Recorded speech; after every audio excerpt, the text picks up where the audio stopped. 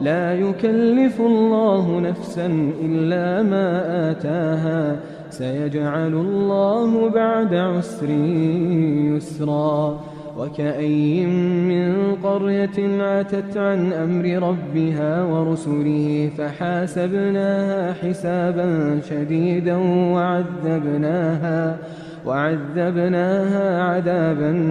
نكرا فذاقت وبال أمرها وكان عاقبة أمرها خسرا أعد الله لهم عذابا شديدا فاتقوا الله يا أولي الألباب الذين آمنوا قد أنزل الله إليكم ذكرا رسولا يتلو عليكم آيات الله مبينات ليخرج الذين آمنوا وعملوا الصالحات من الظلمات إلى النور